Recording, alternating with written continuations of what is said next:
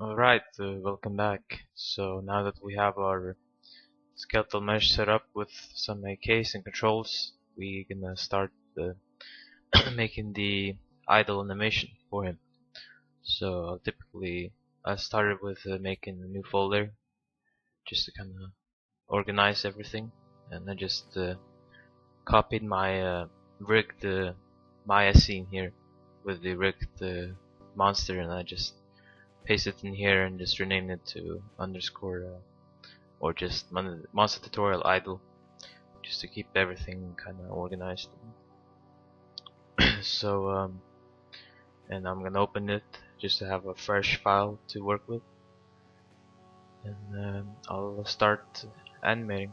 So when I actually animate this character, I'm not gonna use key tangents, which is pretty important thing when it comes to animating. And the reason is that I think that subject on itself, it would take kind of too long time to explain. But I'll still show a simple way of how using key tangents for your animation. But just for the tutorial purposes, I'm just gonna use mostly keys only, and I'll just use some, and I'll just auto tangent. I'll basically use some simple auto tools in Maya to kind of make my tangents somewhat smooth, but I only use basically keys to make my animation. So here I'm just showing some settings. Make sure you have those the same that I have. And I'm not gonna really talk about basic animation principles. I'm guessing you should already know at least some basics of animation.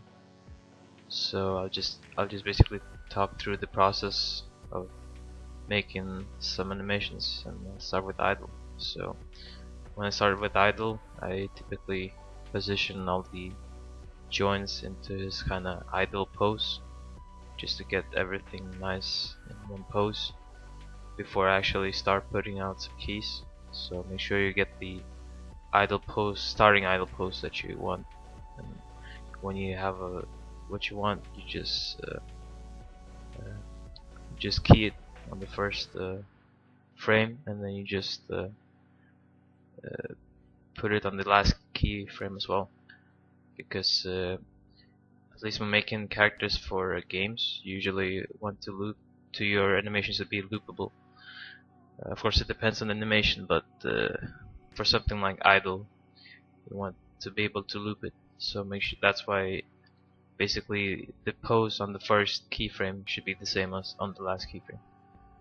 So it's a pretty straightforward process, and you can always copy your keys, as you see me doing it here. When setting the first frame and the last frame, you don't really need to copy. You just press S on the first frame and the last frame, as long as you don't change it in the middle of the time frame. So, and here I got this arms into the position that I wanted, and started positioning the tentacle now. And if you want, you could have added a IK handle to this tentacle, and it would work similar like legs do. But then you would make sure that your IK for the tangent or the tentacle would be under your neck hierarchy bone, so that it follows with the neck. So, but I just decided to go manual FK way, do it with each bone, and that can usually give you more control, but it may take a bit longer time. And here I use the root control that I made for him, but as I said before, you don't want this to have this, so instead of using this controller C, just use the root bone that you have. And here, as you can see, I just basically moved the root bone down on that on basically in the middle of the time frame, and then just makes him kind of bend his knees a bit there. And I'll show you later how to do this. Is probably with using the tangents, which will probably give you want to learn how to use tangents to get a smooth animation. But But if you can do good animation using only keyframe, it'll basically make you better at timing your animation or keys and knowing where to position them. So here I just copied the first keyframe of the first frame and just pasted like on frame 16, I believe, or 14. But then I just deleted it because I didn't like the effect it gave me. And making this motion will be a lot easier using only tangents. But I'll just show you how to do it using the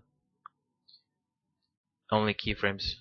But I'll include a short demonstration of how to use tangents, and it's pretty simple to understand.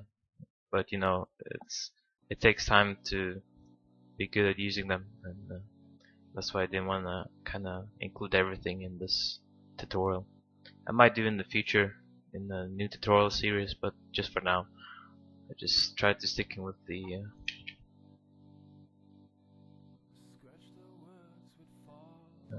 here I'm making the tentacle go kind of in a nice motion there, as you can see.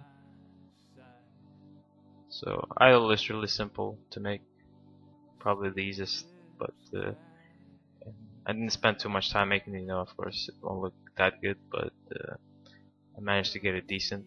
So if you can spend more time making your idle, just that's how you want. And you can actually make 3 extra idles for your monster if you're using HPL2, because you can actually have extra idles, so that'll randomly play between them. But I just made the one. So, and here I kinda rotated his spine there, I think.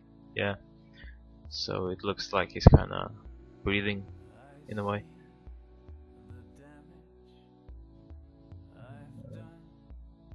Just position it more. Set the keys there at the first and last frame before I do anything else. Just rotate it down on the, and this is on the spine too, so it's kind of the inverse effect, or to make balance out the spine one kind of, so it doesn't look like he's just rotating his spine, and more like this breathing effect in a way. And you can get a pretty smooth motion using tangents, but I'll show that later. But if you can make a decent animation only using keyframes, then it actually helps you to improve your timing. And, it's good to be good at using only keyframes. It's kind of a way to improve your, animation skills. And then you can and if you mix it with the knowledge of using the tangents and modifying them, you probably you'll be able to make really good animation. So, but when I started, I just started only using keyframes basically. So, and here I made his arm kind of go back a bit there, as you see. So pretty simple motion, nothing too complicated. In the future parts, I'll show how to make the walk cycle and the run, and that's where things will get a bit more complicated. But and here you see I move his neck, so you want to compensate his head too when he's breathing, so it doesn't look like he's just rotating up and down. If you actually move the head, keep the head straight throughout the motion, it'll even make the effect of breathing even better. At least from what I found. Here and if you change your first keyframe, you can always do that. Don't be afraid to do that. You can just copy it then and paste it on the last keyframe, so it's the same. So if you already set your first and last keyframe, and then you did set some other keyframes on the somewhere else on the timeline, and then you want to change your first keyframe, you can do that, but then make sure you copy it at the end keyframe. So.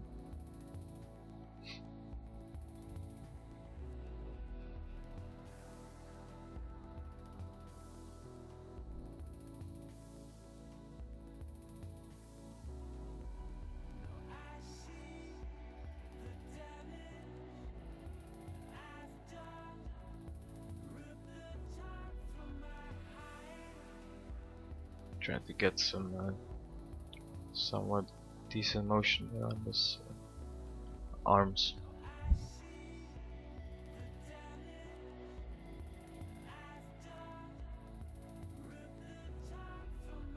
And this is probably the most fun part of when you're making your character, actually seeing him coming alive, which is really cool, for me at least.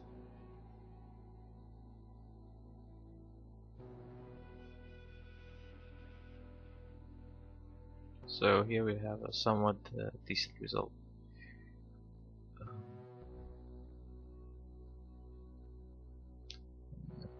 Like I said before, when you see me using the hip control, just use the root bone instead, since I told you not to make this control because it didn't let you rotate your root bone, which we want, especially later when we're making walk and run animations.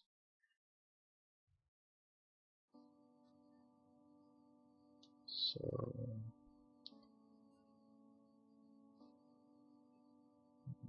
when he's bending his knees, you don't want it to exaggerate too much. Just make it really subtle.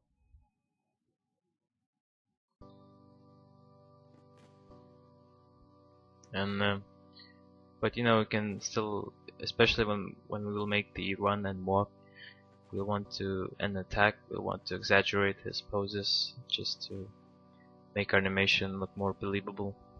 Because it's better to have your animation more exaggerated than stiff. Especially if you're making monsters, it can be good to add some believability to your monster.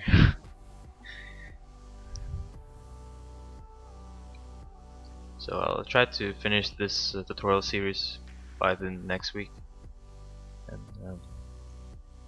we'll have some new videos show on our Project Goofrat game, showing some cool new stuff that we implemented.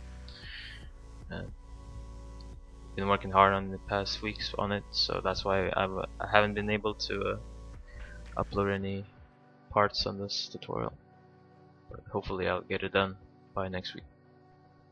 So here actually in the graph editor, which is where you see your keys and their tangents, and here I'm just using this auto tangent tool just to kind of smooth them out a bit, and this is the quick fast way to make your animation more less stiff, basically, so it loops a bit better and it looks a bit more less like linear motion, basically. And you can try using those different tools to see which works better for maybe different bones. So maybe for his tentacle there, I use a different auto tangent tool. Give me a bit of better effect, but of course, for the best result, you want to manually change your tangents yourself, basically, which I'll show how to do a bit later.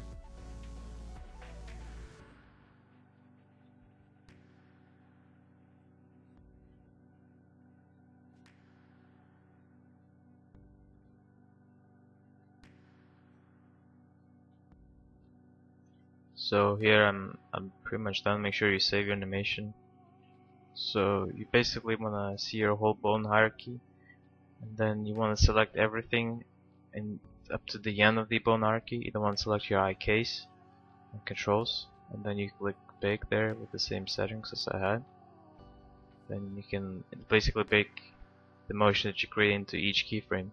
And what that means is that now you can delete all your controls and eye case, and we'll basically save all the information that we made using those controls in that case into our joints, which is what we want before we export the animation, because you can't really export your animation with all the controls in that case, because then it won't really work.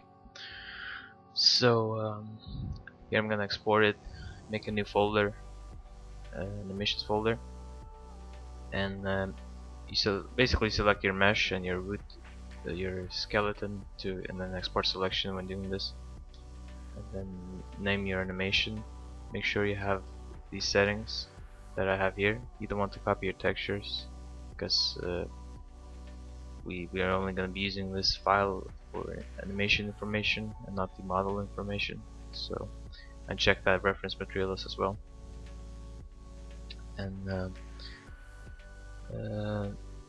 we pretty much exported it into Collada now, and that means we can import it now in the HPL2. So I'm just gonna take that folder, put it in my monster folder that we made in the previous part, I believe. And now we'll open that model, not the animation but the model first, as you can see here. And what we'll do then is we'll add the animation there and select your idle, and then you can press play, and you should see your animation working as it should. So that's pretty much it for this idle. The next parts we'll be using we'll be making actually some walk. I'll be showing how to make walk, run, and then attack. But now I can actually demonstrate how to use simply use some simple ways of using your tangents and modifying them. So let's get to it. Here I am in Maya, and I'm gonna show this live.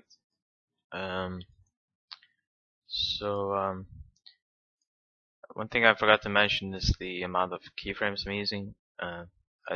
When making idle, you want to have a kind of lot of keyframes to work with.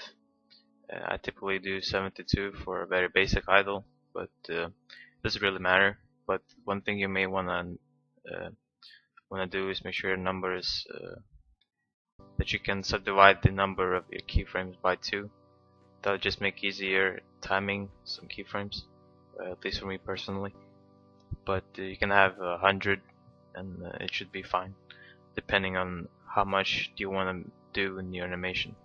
And you can always slow down or increase the speed of animation in the HPL2 itself, or usually other game engine like in Unreal 4 you can do that pretty easy.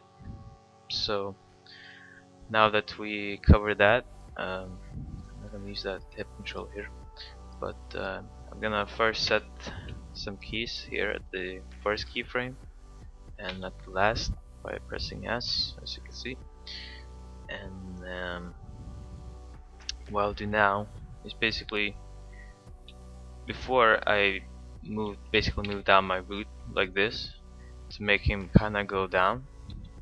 But if you use the tangents and edit them yourself, you can actually make that motion without having to set a key there in the middle.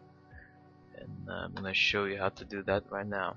So here we see some. So to simply describe, here you can see all the transformations and rotations axis that you can even scale that you see here on your keys. So basically, this is your first key and this is your last key. And since we want our root bone to kind of move down here, we're gonna have to use the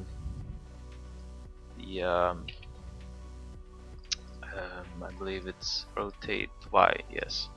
And you see, when I set a key on the timeline, you see this dot appears. That basically means you set a key there. And if I move it up, if I move it down, it kind of moves up as well, as you can see. This dot moves up and down. That's because I'm moving him in the Y-axis on the translate. If I would say rotate him, you see that this key would go up. That means we just rotated him. So let's go back here, and we don't want to have a key here. And then we just go to translate Z here.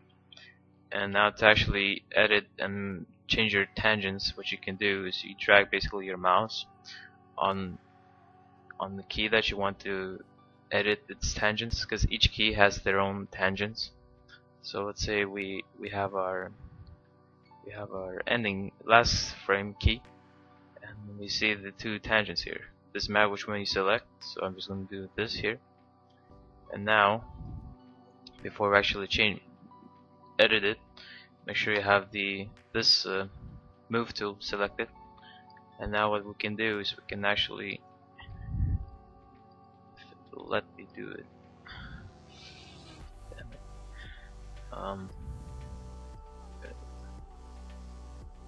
Some technical problems here. Wait, give me a second. Alright, sorry about that. Since I'm using Maya 2011, I think it's kinda doesn't really work the same way it did in the 2014 version. So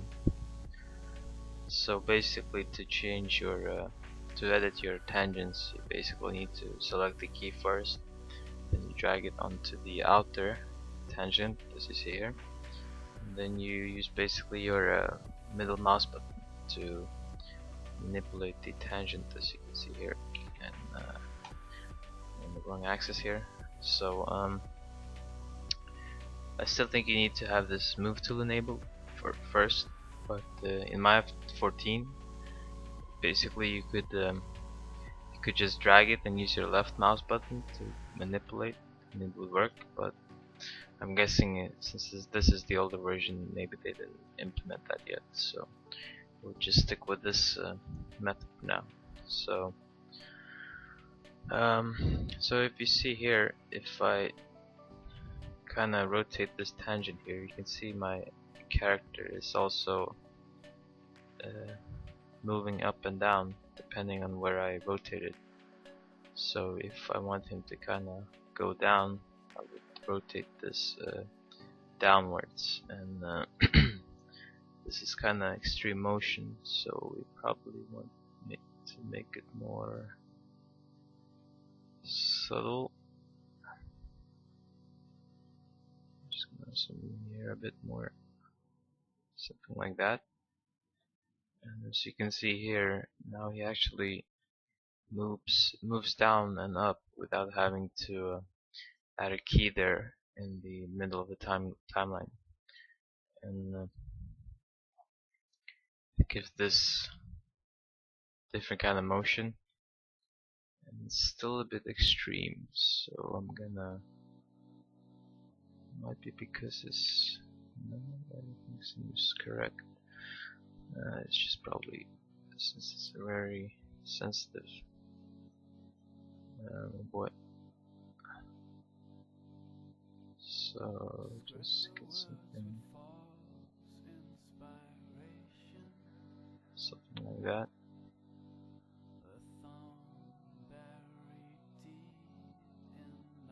So anyway,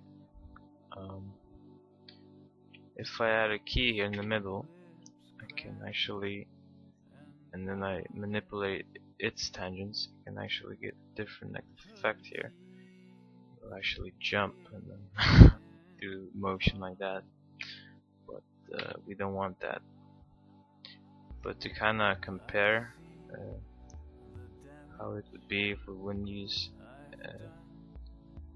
any tangents and just made it completely linear. If we make a key here, move him kind of down, you can see that this is kind of linear, not really any easing in and easing out going. So it's a pretty linear motion, and typically for organic character you don't want that. You want your motion to be kind of some feel of weight bait and some easing in and easing out. And tangents can usually that's where tangents come in. But unless if you want to make maybe a robot character, maybe you don't really if you make a robot character, you probably will want to use linear motion. But mostly when you have characters like these organic, you want to use tangents to smooth your motion. And I'm actually going to use the arm here maybe to make a better example here. So basically we want our arm to start here, copy this keyframe, paste it here. So let's say we want our arm to move back without having to add a key here and moving it manually. Let's say we just want to use our two keys there, and we can already see here it's using the rotate y-axis. So now we know which axis it rotates in. And you can see here the tangents are kind of already modified here. I'm just gonna linear out. So see, when we have linear tangents, it kind of doesn't move at all. But once we start to modify them a bit, like let's say like this, you can kind of see it's gonna slowly start accelerating into the motion. It's gonna end fairly fast, and there, as you can see.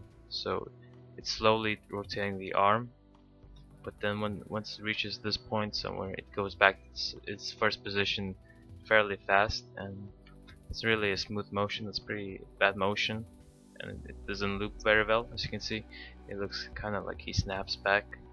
And to fix that, we kind of want to change our first key here. And what we would do, it would kind of ease in this motion. First, let's say, I think it's a bit too extreme, so we might not tone it down a bit like that. And let's see if we can make it.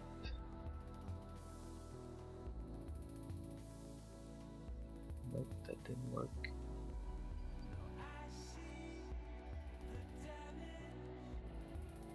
There we have a bit of better effect. You can see it's moving pretty smoothly, and it's looping fairly well. It doesn't look like it's snapping, and the motion is fairly much better than it was before. Now it's probably still too extreme here. So here we have a different effect. So here you can kind of see how tangents actually affect the motion and give you different effect. Just to kind of do something fast, I can take his head here, if I can find it. There we go. And just make a key here, make a key maybe here, rotate it like that, and rotate it like that. And this motion is pretty simple. It's very linear, and doesn't really have sense of smoothness and easing in and easing out to it. So we know it's rotating on the x-axis. So let's see if we can make it better. Curve.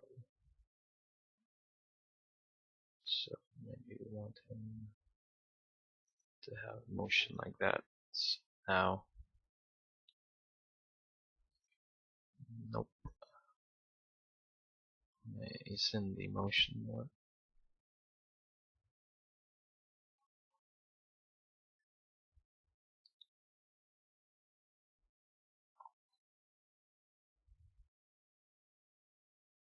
So there you see it ends the motion in a more smooth way. And what we can do here is make something like this. So now change a bit more.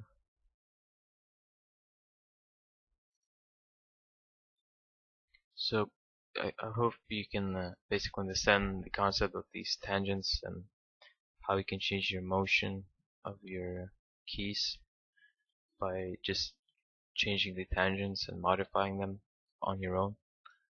But throughout the series I only use keyframes, and I just use these auto tangent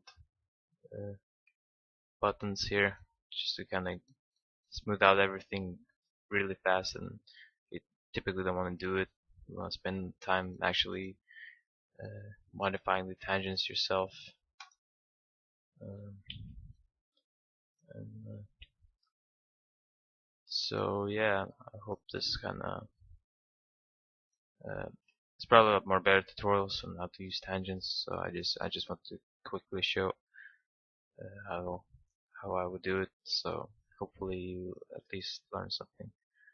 And in the next part, I'll be showing you the how to make the walk in looping animation. So I'll see you then. Bye.